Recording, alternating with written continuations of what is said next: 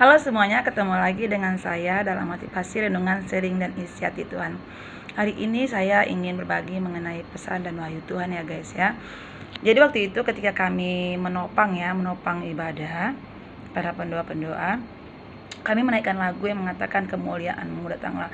Mungkin semua Anda yang di luar sana sudah tahu lagu ini ya. Nah, saya nyanyikan sedikit baitnya ya. Kemuliaan-Mu datanglah di bumi seperti di surga. Gitu ya.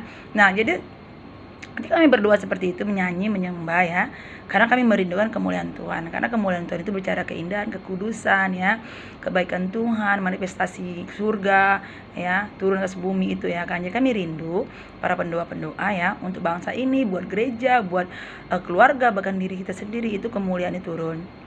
Nah, ketika itu Tuhan mewahyukan sesuatu, yaitu dalam Yohanes 16 ayat 3 ya guys ya.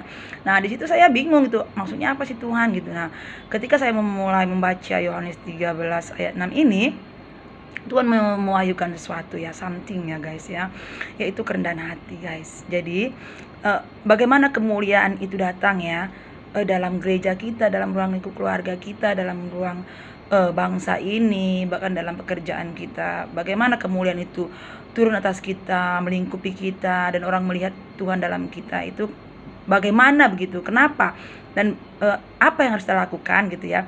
Nah, Tuhan mencurahkan wahyunya itu, yaitu kita membaca ya guys ya di Yohanes 13 ayat 6 itu, bahwa kita harus meneladani Yesus Kristus, kerendahan hatinya, yaitu mencuci, membasuh kaki murid-muridnya. Itu tandanya merendahkan hati ya.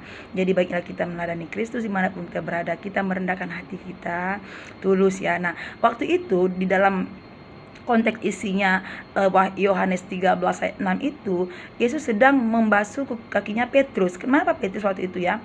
Nah, jadi saya bingung kok waktu Petrus gitu ya Tuhan ya. Nah, di ayat yang sebelum yang di Injil juga dikatakan kan, kalau Petrus itu sudah dibuatkan Tuhan untuk menjadi mendirikan gerejanya di batu karang yang teguh, yang kuat ya, sehingga Allah maut tidak menguasainya.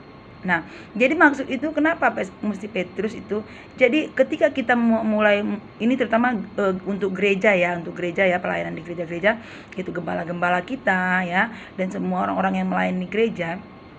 Karena Petrus adalah lambang ya, lambang batu karang, lambang gereja gitu ya. Karena dia menjadi gembala kan. Ketika Petrus berkhotbah, itu ada 3.000 orang yang bertobat. Itu nggak sampai khotbahnya 1 menit ya, nggak salah ya. 1 menit 5 menit ya, itulah ya, baca di Alkitab ya.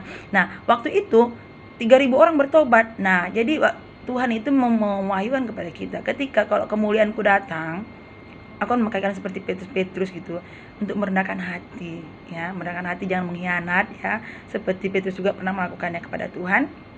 Jadi ikut teladan Tuhan supaya kemuliaan Tuhan itu datang, dan kita merendahkan hati, tidak menjadi seperti spirit Petrus ya. Maksudnya spirit Petrus tanda kutip itu jangan mengkhianat ya, dan merendahkan hati, jangan ego, jangan gengsi, maka kemuliaan Tuhan akan turun. Oke guys, ini wahyu dari lagu itu. Tuhan boleh bekerja dalam segala hal, termasuk lagu juga. Mungkin Anda boleh mencari YouTube ya, lagu itu siapa yang penciptanya, bagaimana lagunya. Saya nyanyikan sekali lagi. Kerajaan-Mu datanglah di bumi seperti di surga. Lawatlah Tuhan, kami rindukan kemuliaan-Mu datanglah. Nah, itu dia lagunya ya guys ya. Mari kita berdoa bersama-sama supaya kemuliaan Tuhan datang. Tuhan Yesus memberkati. See you.